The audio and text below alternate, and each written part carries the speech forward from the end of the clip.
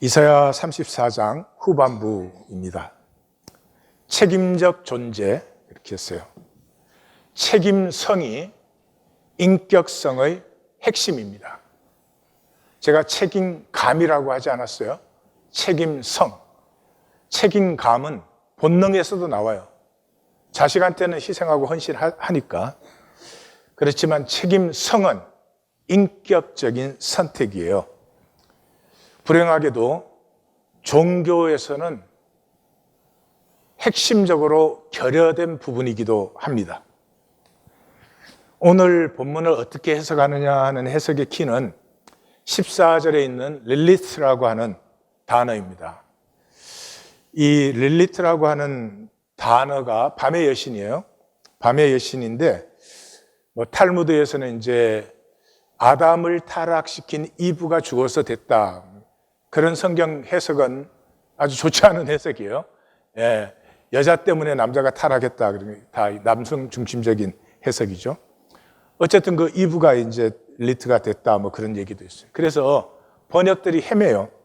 RSV는 Night Hag, 리빙 바이블은 Night Monster, NIV는 Night Creature 뭐 이렇게 난리가 났어요.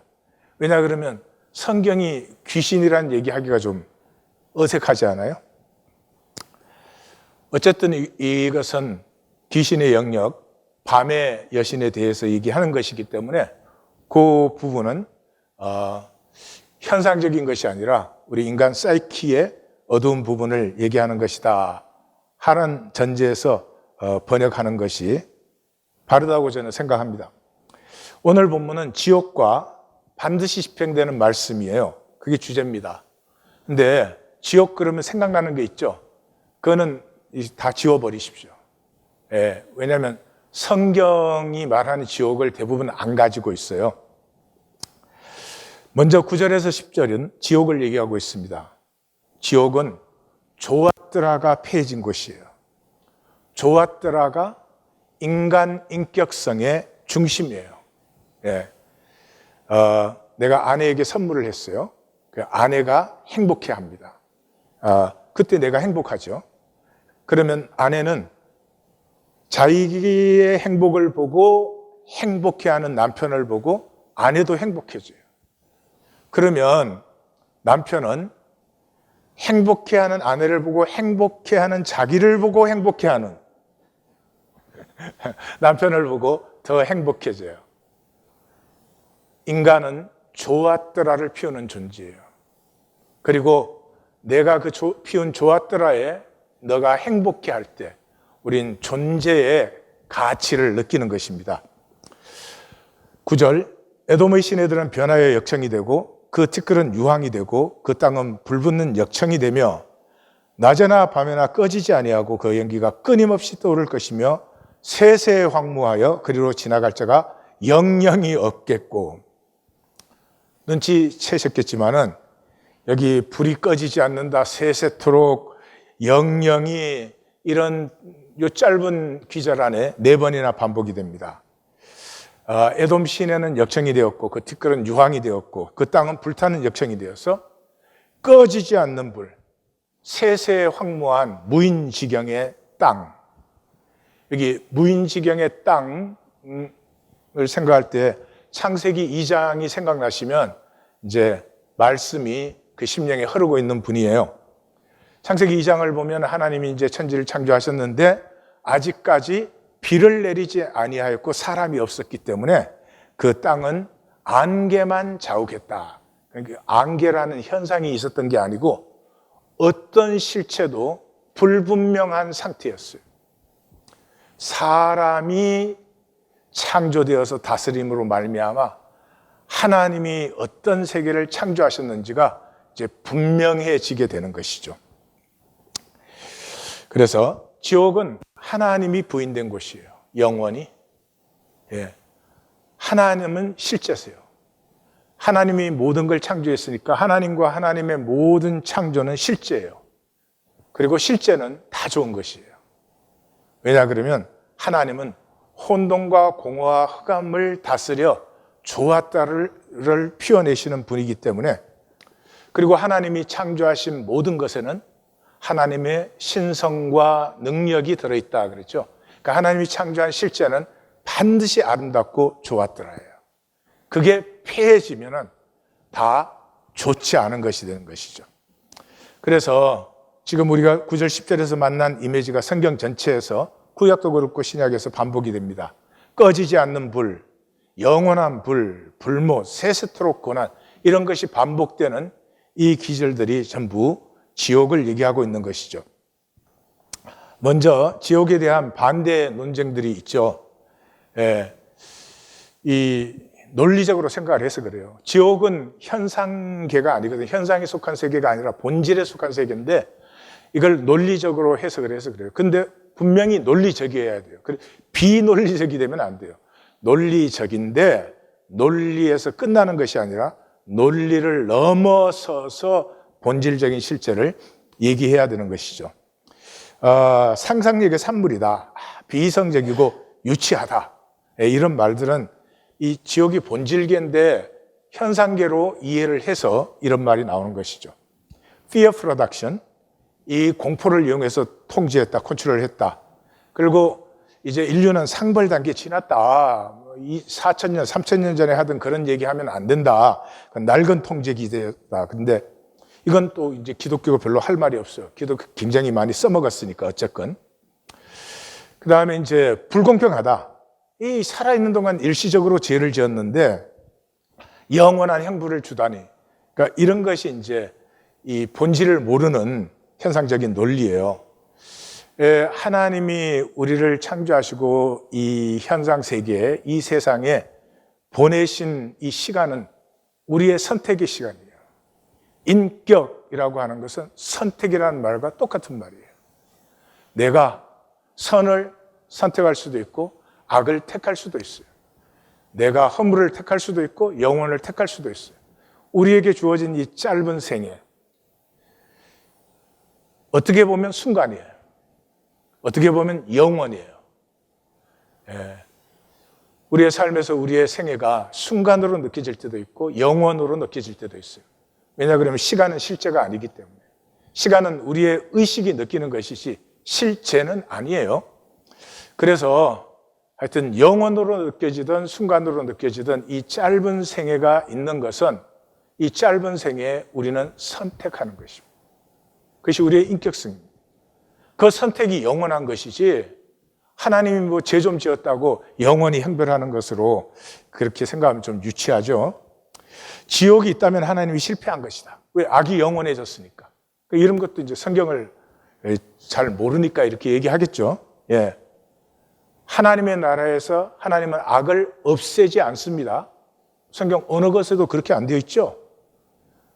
사탄과 그 사자들이 무저갱에 있어요. 그 무저갱은 표현이지. 이 현상 세계가 지나간 다음에 시간과 공간이 없는데 영원인데 무슨 무저갱이 있어요. 이 악이 허용돼요. 그런데 그때 하나님의 통치 안에 있는 성도들은 악에게 미혹되어서 종노릇하는 것이 아니라 악을 초월하는 사람들이에요. 그래서 악의 도전 때문에 더 아름다워지고 더 의미와 가치를 창조해내는 것이 하나님의 나라지. 악을 다 없앴어. 그 무슨 재미로 살아?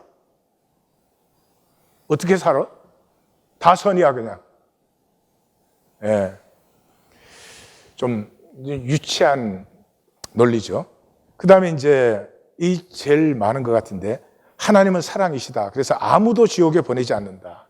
뭐 안식일교, 여호와의 정인, 크리스천 사이언스가 다 여기죠. 근데 첫째로 하나님은 아무도 지옥에 보내지 않아요. 하나님이 보내시지 않아요. 우리의 선택이에요. 예. 그리고 하나님은 사랑이다라는 말이 하나님은 무책임하다는 말이 아니에요. 사랑은 모든 것을 허용해 주는 것이 아니에요. 그럼 가치가 없죠. 가치는 선택이 있기 때문에 가치가 발생하는 것이에요. 하나님의 사랑은 우리를 책임적 존재로 세우는 것이지 아무렇게나 해도 괜찮다. 그건 아니에요. 그 다음에 이제 지옥은 그 심리적이고 신경성적인 거야. 인간이 스스로 삶에서 겪는 고통을 말하는 거지. 그게 무슨 뭐 영원히 있나. 이게 제일 좀 맞는 소리 비슷해요. 지금 우리가 지옥에 살고 있습니다. 이 세상이 지옥이에요. 예수님은 마귀를 이 세상 임금이라고 여러 번 반복하셨어요. 마귀도 그랬죠. 예수님 시험할 때 이 세상은 하나님이 내게 넘겨준 것이다. 하나님이 섭리로 마귀 통치 안에 우리를 보내신 거예요. 그 마귀 통치의 거짓과 미혹의 도전을 넘어설 때마다 우리의 생명이 피어나는 것이죠. 그러니까 이 세상은 마귀가 다스리고 있고 마귀가 다스리는 것이 지옥이고 그게 맞는 말이에요. 사도 바울도 그랬잖아요. 이 세상 신이 우리를 미혹한다. 또 공중의 권세 잡은 자 이런 얘기를 했죠. Ruler of the kingdom of air. 유대인은 하늘이 3개, 3층으로 되어 있다. 대기권, 그 다음에 해달 별이 있는 성천권, 그리고 그 위에는 하나님의 보좌가 있는 3번째 하늘. 그래서 뭐 셋째 하늘에 올라갔다 이런 말을 하는데 그 대기권이 있으므로 지금 우리의 이런 생태계가 있는 거예요. 요 세계에는 마귀가 권세를 잡고 있어요. The ruler of the kingdom of air. 공중의 권세 잡은 자. 그 다음에 이제 궁극적으로 모든 다 구원받는다. 이게 이제 유니버셜리스트인데 이렇게 되면 모든 가치를 다 폐해버려요. 아무렇게나 살아도 결과는 똑같아. 그러면 책임성도 없고 가치성도 없고 인격적인 선택이 필요하지 않아요. 마음대로 살면 되니까. 또 의인만 영원하고 악인은 다 사라진다. 이건 위시인 것 같아, 위시. 그렇죠. 뭐 마음대로 살고 없어져 버리면 그만이잖아. 그런데 질량 불변의 법칙, 에너지 불변의 법칙, 하나님이 창조하신 것은 하나도 없어지지 않아요. 하나님의 나라가 임할 때 새로워지는 것이지 사라지지 않아요. 예수님도 말씀하셨어요. 말씀에 1.1핵도 없어지지 않는다. 그럼 모든 것은 말씀으로 창조되었죠. 창조된 어떤 것도 사라지지 않습니다. 왜 이런 말들이 생기느냐? 지금 우리가 가지고 있는 지옥 개념은 주로 중세에 생긴 거예요. 기독교가 왕노릇하면서 1100년 동안 이 역사를 어둠의 시간으로 만들었던, 기독교가 하나님을 좌지우지했던 이 중세에 만들어진 개념이에요. 성경적 개념이 아니에요. 성경의 지옥은 신약에는 하데스라는 말로 한 25회 나옵니다. 구약에는 지옥이란 말이 안 나와요. 그렇지만 오늘 우리가 읽은 것처럼 개념은 분명히 나와요. 수올이라는 말이 66번 나오는데 그건 저성, 무덤 이런 뜻이고 아바도는 엄부라는 뜻인데 지옥이라는 단어를 직접 쓰신 분은 예수님밖에 없어요. 게나라는 단어예요. 10번 하셨어요. 근데 이 게나는 흰놈의 꼴짜기를 얘기하는 것이에요. 세례 요한도 게나라고 한번 했고 야고보 사도가 지옥이 아니라 지옥불이라고 할 때 한번 썼는데 이 게나는 이제 흰놈의 꼴짝인데 이게 사막기후에 시원하고 서울로 말하면 압구정동이에요. 땅값이 비싼데요. 거기에 부자들이 몰려들고 그러니까 우상의 엑스포, 온갖 우상 숭배가 막 가득했던 곳이에요. 그래서 요시야 때 그걸 쓰레기통으로 만들어버렸어요. 참 요시야가 요새에 있었으면 좋겠어요. 예. 그 요시야를 예수님은 그대로 받으신 거예요. 그래서 지옥을 말할 때 게헤나라는 말로 직접 하셨어요. 근데 예수님은 그 지옥이란 단어를, 게헤나를 어떻게 사용하셨는가? 아주 분명해요. 사람, 하나님의 형상으로 지음받은 사람과는 절대 상관이 없으며 어떤 상관도 있어서는 안 된다라는 의미로 사용하셨지 무슨 중세적으로 죄 지었으면 글로 간다 뭐 이런 식의 유치하게 사용하신 적은 없어요. 예수님의 인간론은 마태복음 5장이에요. 산상수훈을 시작하실 때 5장은 예수님의 인간론이에요.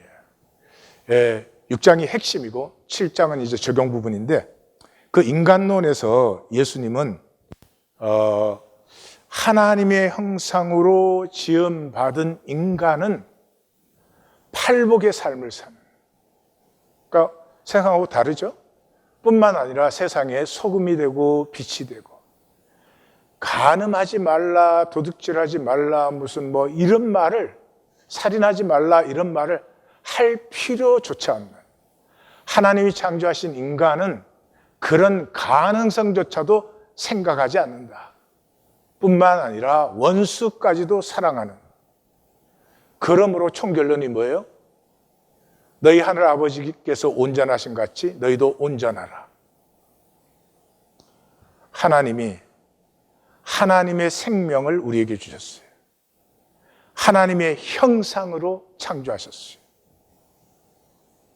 받으면 하나님의 생명이 피어나는 이 온 우주의 유일한 존재가 인간이에요. 이 시대의 가장 큰 문제는 인간이 인간을 몰라요. 이 시대는 인간은 사라지고 호모 사피엔스들만 남았어요. 호모 사피엔스는 진화의 아주 격렬한 과정을 지나서 여기 도착한 존재들이에요. 그래서 호모 사피엔스는 지구동물이에요. 지구동물 중에서 살아남기에 가장 성공한. 그것이 삶의 전부예요. 지금도 뭐 그냥 더 가져야 되고, 더 올라가야 되고, 더 힘 있어야 되고, 성공해야 되고, 뭐 기독교까지도.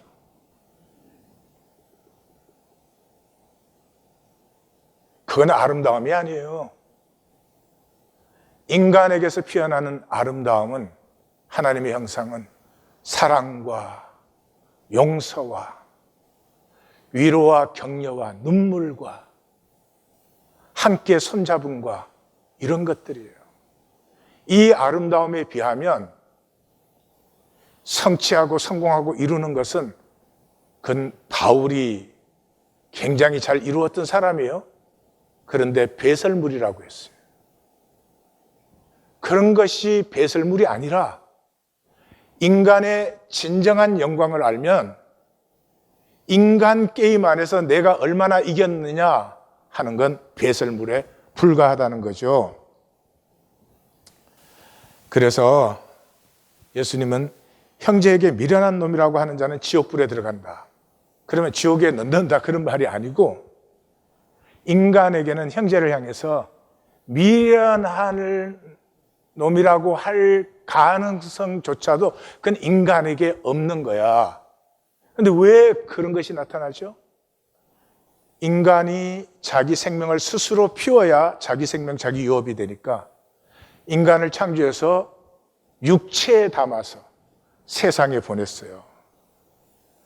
그러므로 미혹과 도전은 없을 수 없지만 네 안에 있는 생명이 그 모든 미혹과 도전을 이길 수 있는, 무한히 아름다울 수 있고 무한히 영광스러울 수 있는 존재가 바로 너야.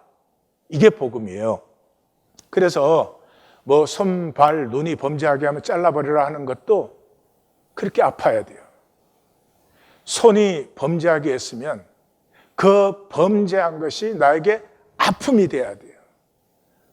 왜냐 그러면 하나님의 섭리는 우리가 이루는 것이 아니라 우리가 오히려 깨어질 때 이루어지는 것이, 그렇게 아름다워야 되는데, 그렇게 의로워야 되는데, 그럴 수 없는 나의 아픔에 내가 깨어질 때 내 속에서 피어나는 것이지 내가 만드는 것이 아니다. 예. 불이라는 표현이 거기에는 현상이 없는데 무슨 불이 있어요? 그러니까 현상적이 아니고 존재적 고통을 얘기하는 것이죠. 존재적 고통이라고 할 때는 두 가지예요. 관계성과 가치성이에요. 예, 관계성은 단절의 고통이에요. 그래서 예수님은 그렇게 말씀하셨잖아요. 하나를 그대로 영원하다고.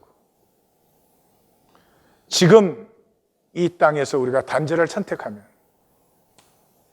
너는 어떻게 되어도 나는 성공하고 잘 살아야 되겠다, 이렇게 단절을 선택하면 그 나가 영원한 것이에요. 그 다음에 가치성으로는 끝없는 저주예요. 이 육체에 있는 동안에 우리에게 선택권이 있어요. 그것이 나를 결정하기 때문에. 육체를 벗는 순간에 더 이상 내가 선택할 수 없어요. 그리고 선택이 되지 않겠죠. 육체를 벗을 때는 현상에서 자유해져 버리니까, 실제 그대로를 보니까 그게 선택이 아니죠. 그러니까 내가 선택할 수 있다는 것은 새로워질 수 있다는 말이에요.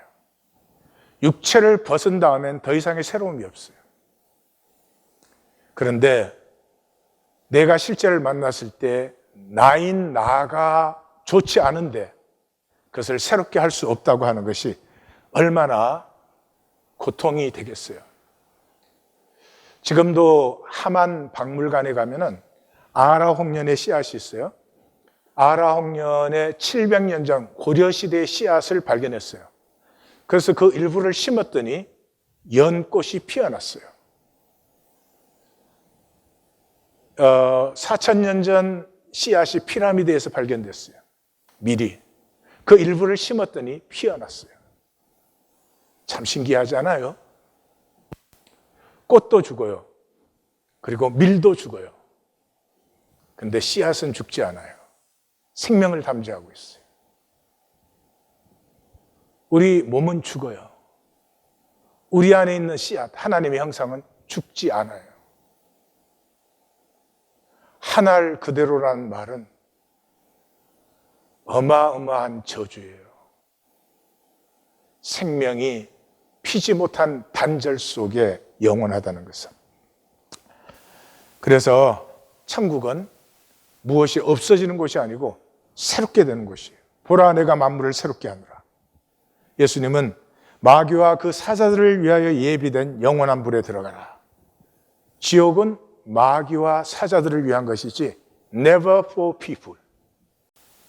지옥은 단절의 세계고, 단절의 세계에는 아무런 가치와 의미가 없어요.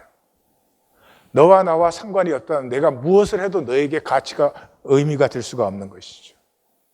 그것이 저주예요. 하나님의 형상으로 지원받은 인간이 무엇을 하건 어떻게 하건 어떤 가치도 의미도 되지 않는다. 이것은 참으로 아픈 것입니다. 지옥은 거짓의 나라죠. 그 말은 실제가 부인된 곳이에요. 실제가. 하나님은 실제고 하나님의 모든 창조는 실제예요. 그런데 이 실제가 지금 우리가 사는 세상 속에서는 임재 안에서만 체험하고 느낄 수 있어요. 임재가 인정되지 않는 곳은 모든 것이 거짓이에요. 예배 출발 자세를 우리 세워보자 그러는데 그게 안 되지 않아요? 예. 하나님을 정말로 믿으면, 하나님의 임재를 정말로 믿으면 그 안 될 리가 없죠.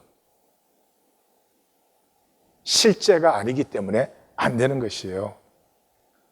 지옥은 하나님께서 보내시는 것도 아니며 사람과는 전혀 무관한 곳이에요. 근데 사람이 스스로 종속되어 스스로 자기를 단절된 존재로 봐요. 삶을 경쟁과 대립으로 봐요.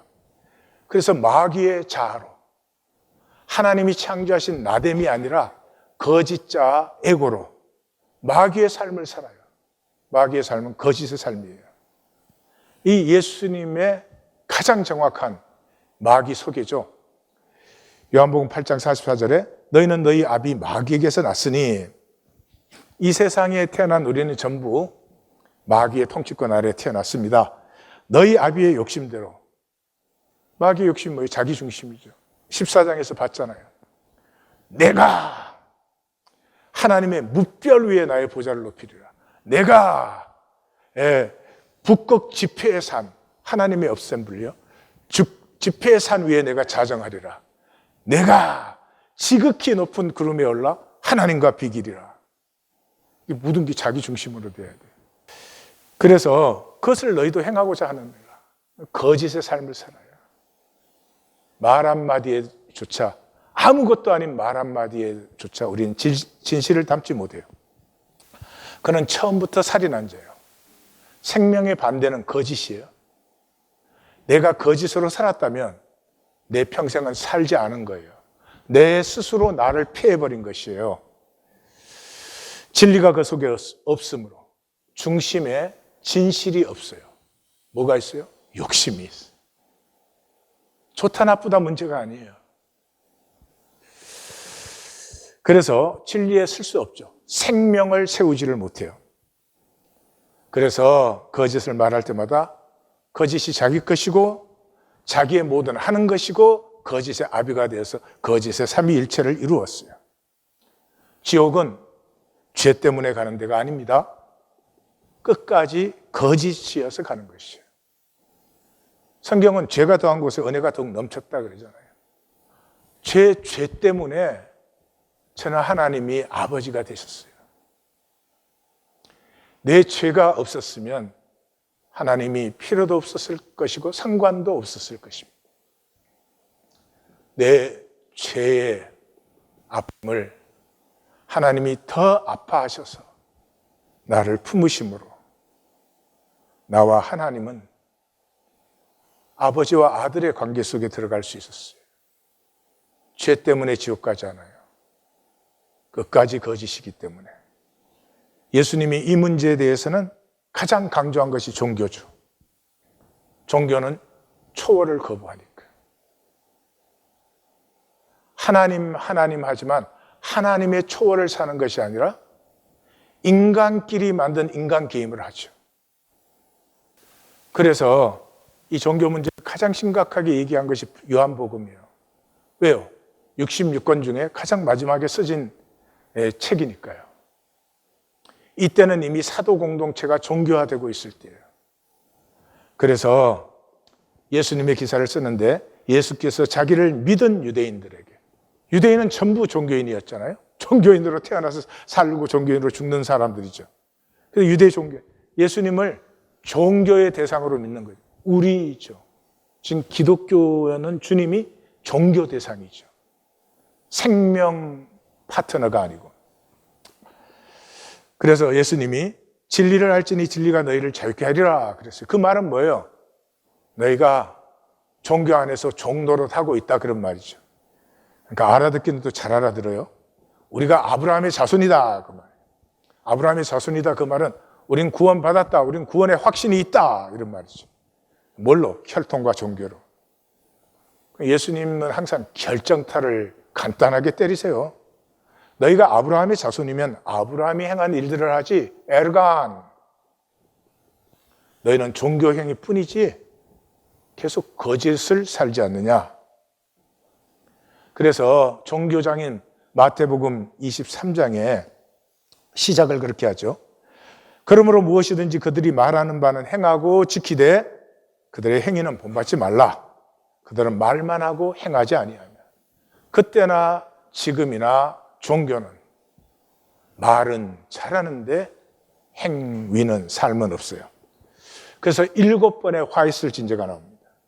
그거 다 하면 시간이 너무 가니까 하나만 그냥 화 있을 진저 외식하는 위선적인 서기관들과 바리새인들이요 종교인들이요 잔과 대접의 겉은 깨끗하되 그 안에는 탐욕과 방탕으로 가득하게 하는도다. 그래서 결론을 어떻게 내리죠? 뱀들아 독사의 새끼들아 너희가 어떻게 지옥의 판결을 피하겠느냐. 예수님의 말씀이에요. 종교인은 하나님의 보복과 신원을 받습니다. 종교인은 하나님의 보복과 신원을 받습니다. 그래서 아벨부터 사가랴까지 땅에서 흘린 의로운 피가 다 너희에게로 돌아가리라. 종교인의 삶은 의의 원수된 삶입니다. 11절에서 13절은 여호와의 선고가 나옵니다. 이 조아뜨라의 창조가 폐해진 혼돈과 공허. 이 혼돈이라는 단어가 토후, 공허라는 단어가 보후 그러는 단어인데 그 단어를 그대로 반복합니다. 당아새와 고슴도치가 그 땅을 차지하며 부엉이와 까마귀가 거기에 살 것이라 여호와께서 그 위에 토후의 줄과 보후의 줄을 두릴 것인즉 그들이 국가를 이으려 귀인을 부르되 아무도 없겠고 모든 방백도 없게 될 것이요 궁궐에는 가시나무가 나고 견고한 성에는 엉겅퀴와 새푸미는 가시나무 종류예요. 자라서 승냥이의 굴과 타조의 처소가 된다. 사람을 창조하시고 축복하시고 다스림을 위임했죠. 그 다스림은 질서와 조화를 세우는 하나님의 형상이에요. 좋았더라 심히 좋았더라를 펼쳐내는 것이죠. 그것을 인간에게 다스려 주었는데 여기에 나라가 세워지지 못하고 그것이 다 폐해진다는 것은 인간이 피워낼 수 있는 그 좋았더라의 질서와 조화가 다 폐해지고 이제는 혼돈과 공허로 회귀된다 하는 것이죠. 14절에서 15절은 생명을 폐한 어둠의 세계가 나옵니다. 여기는 재번역으로 읽겠습니다. 귀신과 악귀가 만나며 산염소의 영이 동료를 부르며 밤의 여신 릴리트의 처소가 되어 그녀가 거느리리라. 에로스네이키 포우즈란 단어예요. 거처가 되어 알을 낳아 까서 그 그늘에 모으며 콘돌등도 각각 제 짝과 함께 거기에 모이리라. 죽음의 영과 죽음의 동물들의 처소가 되어버린 어둠의 세계. 사이킥한 거죠. 인간은 어둠의 존재가 되어서는 결코 안 됩니다. 예수님은 그랬죠. 그 안에 생명이 있었으니 이 생명은 사람들의 빛이라. 내가 좋았다를 펼쳐낼 때 우리 안에 빛이 밝아집니다. 미워할 수밖에 없는 사람을 사랑으로 품을 때 내 안에 빛이 피어나죠. 밉다고 자꾸 미워하면 점점 자기 마음이 어두워지는 것이죠. 하나님의 형상을 작아도 피워낼 때마다 우리 안에 빛이 피어나는 것이죠. 그 빛이 다 폐해버린 어둠의 자리, 귀신의 자리가 되었다. 이런 표현이죠. 귀신은 고스트, 디몬, 스피릿 그렇게 표현을 하지만 인간 사이키의 다크사이드죠. 그래서 귀신은 항상 밤에 나타나는, 낮에 나타나는 귀신 봤어요? 없지. 그리고 한이 많아요. 그리고 절대로 산 게 아니야. 죽은 영혼이야. 근데 되게 무서워요. 이상해. 그게 완전 비실제예요. 분명히 눈에 안 보이는데 카메라로는 찍혔대. 그럼 눈의 원리나 카메라의 원리가 똑같은데, 그러니까 실제가 아니라 심리적인 것이다 하는 걸 알 수 있어요. 귀신은 뭐니 해도 무당한테 물어봐야 하는 거예요. 무 속에서는 혼과 귀와 넉 세 가지로 해요. 그래서 혼은 이제 사람이 죽으면 건강하면은 하늘로 올라가요. 근데 이 한 맺힌 이 혼은 귀가 되어서 공중에 떠들어요. 그리고 한 맺혀가지고 땅 속에 묻힌 채로 함을 품고 있으면 그게 늑시예요. 어쨌든 이 두 가지를 얘기해줘요. 첫째는 사람이라는 것은 하나됨을 향한 어떤 본능을 가지고 있다. 누구 가르친 것도 아닌데 죽으면 하늘로 올라가서 하늘님인지 하나님인지 하나가 되어야 되는 것이고 이 귀신의 세계라는 건 사람이 살 곳이 못 된다. 그래서 예수님은 참으로 안타깝게 말씀하셨어요. 예수님은 하나님을 사랑하고 이웃을 사랑해라도 2번밖에 말씀 안 하셨어요. 그보다 더 많이 말씀하신 것이 마귀가 이 세상의 임금이다 하는 얘기예요. 그런데 비할 바 없이 많이 하신 말씀이 쫓겨나 바깥 어두운 곳에 슬피 울며 이를 갈리라 이런 말이에요. 다시 말해서 예수님은 결코 어둠의 세계로 가서는 안 된다. 그럼 지금 점검해 보시면 돼요. 내 가슴에, 내 영혼에 빛이 가득한지 어둠이 가득한지 지금 점검하시면 돼요. 사람의 심령을 어둡게 하는 건 두 가지죠. 욕심과 거짓이죠. 하나님과 하나님의 세계, 성경에서는 하나님의 나라라고 하죠. 를 아는 것이 지고의 영광이에요. 하나님과 하나님의 영광을 알면은 그 하나님께서 자기의 형상으로 나를 창조하시고 자기의 생명을 나에게 주셨다는 말이 얼마나 아름다운 말씀인지. 십자가의 주님의 아름다움을 아세요? 다들 그렇게 하시잖아요. 주님께서 내 죄를 대신하여 십자가에 죽으셨다고. 그 말이 얼마나 아름다운 말인지 아세요? 설명이 될 수 있는 말이에요. 주님이 내 죄를 품어안고 내 아픔을 끌어안고 내 대신에 주님이 죽으셨어요. 그 사랑, 그 아름다움을 만났다면은 절대로 나를 조건과 상황으로 더 이상 볼 수 없어요. 내가 얼마나 잘났냐? 내가 얼마나 성공했느냐? 이 인간 게임 속에서 내가 얼마나 유능하냐? 그것으로 나를 볼 수 없어요. 주님이 나를 위해서 죽으신 나예요. 그런 것들은 다 배설물이에요. 나에게서는 피어나야 될 아름다움과 신비와 사랑과 용서와 이런 것들이 너무 무한한 거예요. 모르기 때문에 여기가 좋사오니 그러는 거예요. 예? 그 산에 뭐 음악 세계 전어야 뭐가 그렇게 좋겠어? 근데 그게 좋아 보이는 거예요. 잠깐 있는 세상에서 차 비싼 거 타고 댕겨. 뭐 집 좀 큰 거 가지고 있어. 뭐 회사 성공했어. 뭐 어쨌어 저쨌어. 그래서도 즐길 뿐이지 여기가 좋사오니는 아니죠. 16절 17절은 반드시 이루어지는 말씀이에요. 여기도 제가 번역을 했습니다. 여호와의 책을 찾아 크게 읽어라. 빠진 것이 없이 하나도 없게 읽고 그 짝도 빠지지 않게 하라. 자, 지금 하나님이 선고하시는 거잖아요. 선고를 하나님 마음대로 하시면 안 되죠. 하나님께서 약속하신 게 있잖아요. 하나님이 약속하신 것을 내가 어겼기 때문에 이런 선고가 이루어지는 거죠. 그러니까 선고를 하시려면 그 짝을 찾아야 돼요.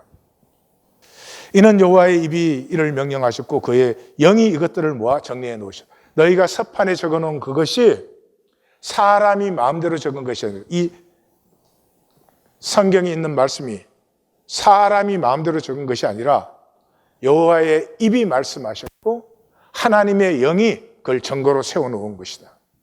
17절 여호와께서 친히 그것들을 제비 뽑으시며 제비를 뽑는다는 건 결정하는 거예요. 그의 손으로 줄을 띄어 줄을 띈다는 말은 항상 집행하신다는 거예요. 이것이 그들의 영원한 소유, 그들의 유업이 되어 대대로 그것을 영원히 그것을 살리라. 하나님의 약속을 받아서 한 우리의 선택이 우리의 영원한 운명이 되는 것이죠. 이 책임성, 오늘 시작을 책임성으로 했죠. 이것이 거짓에서 자유의 열쇠입니다. 예수님께서 가장 강조하신 것이 나눔이죠. 반드시 나뉜다 하는 것이죠. 그것은 존재 가치의 절대 귀결이자 당연한 귀결이에요.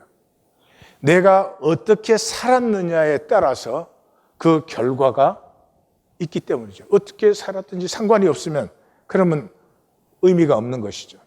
그래서 종말을 얘기하실 때 마태복음 24장에서 미혹이 있다.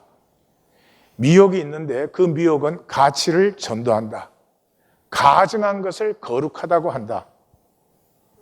뭐 모든 시대에 그렇죠. 우리 시대는 다 하죠. 무엇이 가증한데 거룩해져 있습니까? 돈이죠.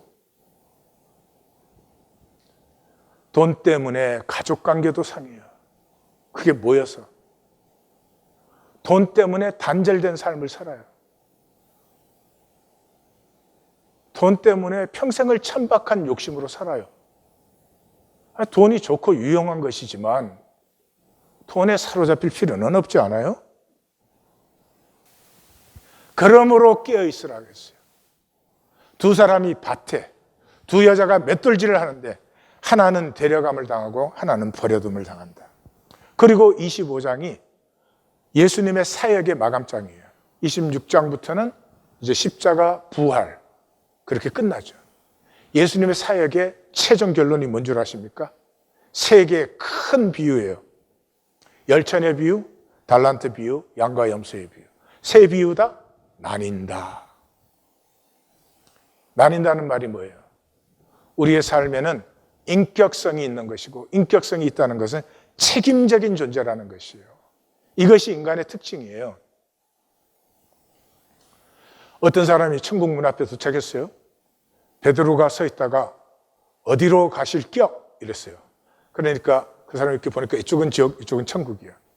아니, 날 보고 선택하라고요? 그러니까 예, 평생 마음대로 선택하고 살았잖아요. 그럼 너무 당황해가지고 3분만 시간을 주십시오. 그러니까 아니요, 맨날 그대로 선택했잖아요. 선택하세요. 고개를 떨구고 지옥 쪽으로 갑니다. 여러분, 현상이 사라진 세계에 지옥이 어디 따로 있고 천국이 어디에 따로 있어요? 하나님의 통치가 모든 곳에 임했으면 모든 것이 하나님의 나라죠. 그럼 지옥은 뭐예요? 그 하나님의 나라에서 스스로 누리지 못하고 스스로 누리지 못함을 아파하는, 현상에서는 아파하지 않아요. 아파야 되는데 아파하지 않아요. 크게부터 작게까지. 푸틴은 아파야 돼요. 러시아의 젊은 청년들이 얼마나 죽어가며 저 우크라이나 작은 가난한 나라가 엉망진창이 되면 아파야 되지요. 아프지 않아요. 우리 작은 말 한마디, 감정 하나에서도, 가족 안에서도 아프게 하잖아요. 그럼 상대가 아프기 전에 내가 먼저 아파야 돼요. 그게 인간이에요. 근데 아플 줄을 모르죠. 구원은 책임적 존재로 세움받는 것이에요. 다시 말씀드려요. 하나님은 무한 은혜를 주십니다. 그런데 그 은혜를 받은 사람은 내 안에 있는 하나님의 형상이 무한 생수로 솟아나는 것이죠. 그런데 은혜를 받는다는 말은 아무렇게나 받는다는 말이 아닙니다. 책임적인 존재일 때 은혜는 받는 것이에요. 예수님은 퍼스트 클래스 라이프 가지고 우리한테는 third 클래스 라이프 주신 게 아니에요. 똑같은 하나님의 생명을 우리에게 주셨어요. 이 부분은 복습입니다. 지난주. 이 구원의 출발은 선지적 출발이에요.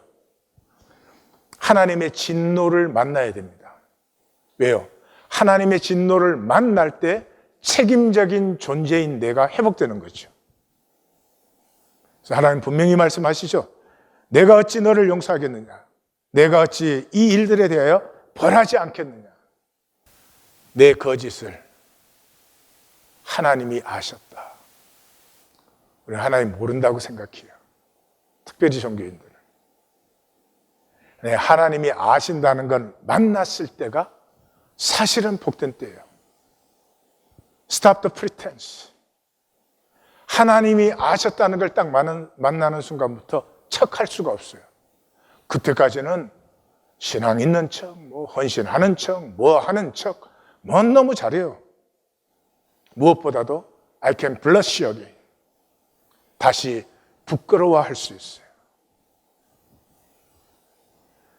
제가 학원 갈 돈 가지고 만화가게 갔다가 현장에서 체포됐을 때 그래서 아버지에게 해초리를 맞고 났을 때, 맞은 것은 아프지만은 내 잘못을 아파하는 아버지의 그 분노와 아픔이 내 존재 가치를 확증해 준 것이죠. 그리고 처벌받고 났을 때 비로소 다시 책임적인 존재가 됩니다.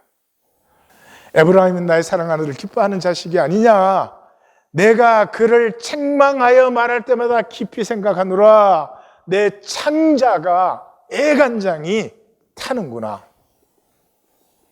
이 하나님의 비탄과 눈물이 우리를 하나님과 하나됨의 자리로 이끌어가는 것이죠.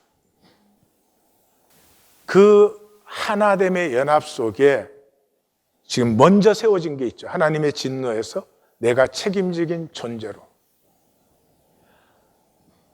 나도 아프지만 나보다 더 아파하는 아버지를 만나면서 이제는 내가 그러지 말아야 되겠다 할 때 그 아버지와 나는 다시 하나 된 아버지와 아들이죠. 만약에 제가 맞고 나서 또 만화가게로 이러면 하나 된 게 아니죠. 책임성. 그 신비가 바로 제사장적 해결이에요. 제사는 하나님과 우리가 하나로 연합되는 자리예요. 연합되는 자리예요. 근데 그 연합되는 자리로 나아가는 것이 뭐예요? 첫째로 보상해야 돼요. 그 다음에 제사를 드리는 거예요. 하나님께 예배 드리러 가다가 형제와 불화한 것이 생각나면 먼저 화목해야 돼요. 그래서 제사가 있기 위해서는 반드시 보상이 있어야 됩니다. 다시 말해서 내 자신이 하나님 앞에 책임적인 존재로 나아가는 것이에요. 그런데 내가 책임져야 얼마를 지겠어요? 그럼에도 불구하고 내가 책임적인 존재로 나아갈 때 하나님이 받아서 하나님의 모든 자비와 긍휼로 나를 품으실 수 있는 것이죠. 그 책임성이 없으면 하나님과 나의 만남은 의미 자체가 없는 것이죠. 그래서 제사 드리기 전에 보상법이 있죠.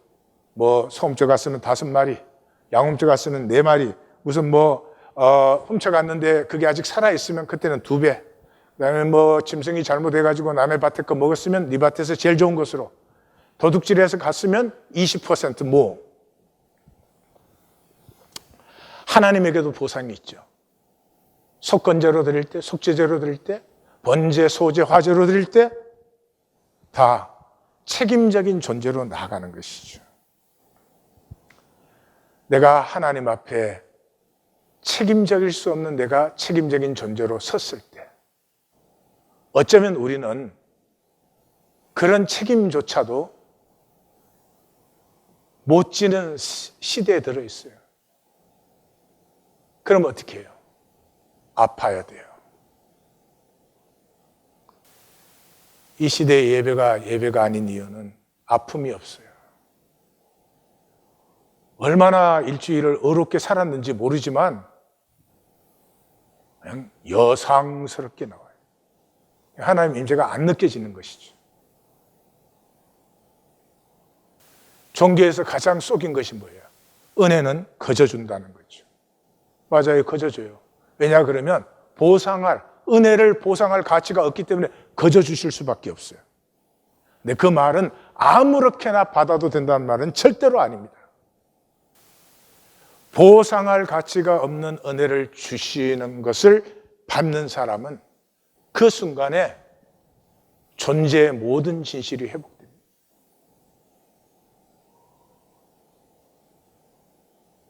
그래서 예배는 내가 나의 진실로 하나님을 만날 수 있는 것이죠.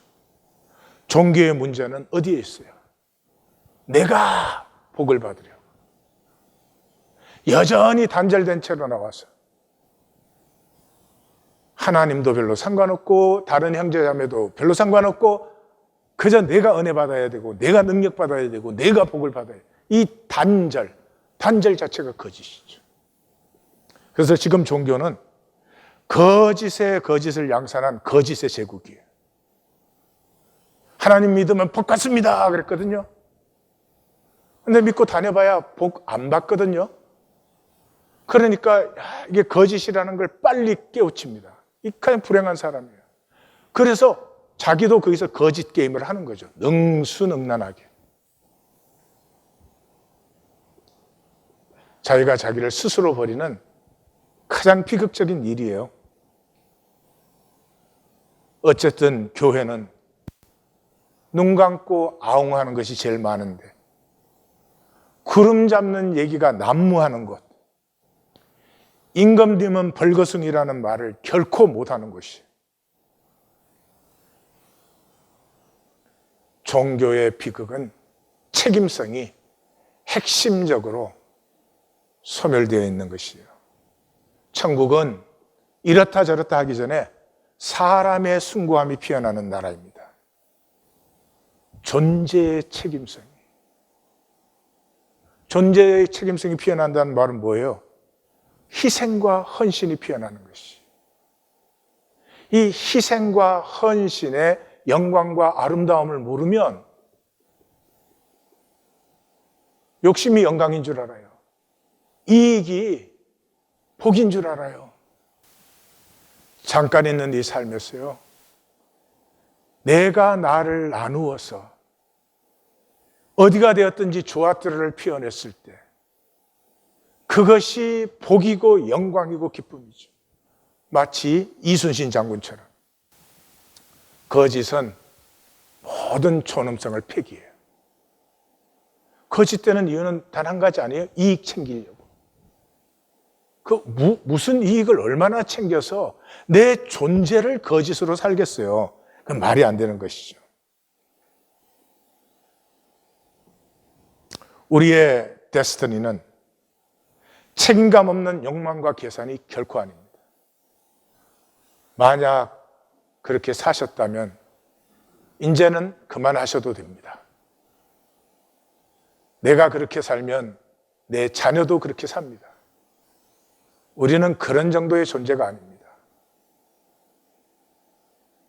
인간이 아름다우면 무한히 아름다울 수 있습니다. 인간이 가치를 피워내기 시작하면 무한히 피워낼 수 있습니다. 그러나 가치의 양이 있지 않습니다. 무언가 내 삶이 가치가 된다고 하는 것이 얼마나 기쁨이며 얼마나 당당한 자부심인지를 우리 함께 체험하고 누리십시다. 이 책임성 없는 욕망으로 사는 것은 자기가 자기를 스스로 버리는 저주죠. 한 번 더 말씀드릴게요. 내가 거짓으로 살았으면 살지 않은 거예요. 내가 나를 다 패해버린 거죠. 이 책임성의 핵심이, 키가 부끄러워할 줄 아는 것이에요. 이 부끄러워할 줄 알면서 인간이 출발되는 것입니다. 죄송합니다. 종교인은 너무 뻔뻔스러워요. 제 40년 사역에 정말이지 종교인은 너무 뻔뻔스러워요. 너무해요. 하나님 하지만 하나님의 가치를 전혀 인정할 의도도 없고 인정할 줄도 모르는 제 마음의 깊은 아픔입니다. 선지자의 음성을 다시 한번 들으십시오. 내 이름으로 일컬음을 받는 이 집에 들어와서 내 앞에 서서 말하기를 우리가 구원을 얻었나이다 하느냐. 이는 이 모든 가정한 일을 행하려 합니다. 지금 우리로 말하면 뭐예요? 교회 와가지고 나 구원받았어요. 구원의 확신이 있습니다. 이러고는 모든 것을 거짓으로 행해요. 자기 마음대로 행해요. 하나님이 무슨 주권이 있어요? 그래서 그들이 가정한 일을 행할 때 부끄러워하였느냐? 아니라 조금도 부끄러워하지 않았을 뿐만 아니라 얼굴도 붉어지지 않았느냐. 종교는 부끄러움조차도 피해버립니다. 신앙은 부끄러움을 다시 느끼게 하는 것입니다. 하나님 이전에, 다른 사람이 어떻게 보느냐 이전에 내가 나를 보기에 부끄럽지 않은 삶을 사는, 이것이 예수를 따르는 것의 핵심입니다. 우리 자녀들이 살기를 원하는 삶을 우리가 먼저 사십시다. 지옥은 마귀의 나라, 즉 거짓의 나라입니다. 선과 의와 사랑의 실제인 하나님과 그의 조화들아가 폐하여진 어둠의 나라입니다. 유일한 방법이, 유일한 길이 거짓이에요. 거짓이 아니고 하나님과 하나님의 실제를 폐할 수 있는 길은 이 세상에 없어요. 성경은 인간의 무한 가치와 인간을 향한 무한 사랑과 신뢰를 선포합니다. 폐하는 길이 스스로 자신에 대한 책임성을 버리는 비겁함입니다. 비겁한 것입니다. 지옥은 우리와 아무 상관이 없습니다. 있을 수도 없습니다. 있어도 안 됩니다. 교회가 되십시다. 다 같이 기도합니다. 말씀을 붙들고 간절히 기도하십시다.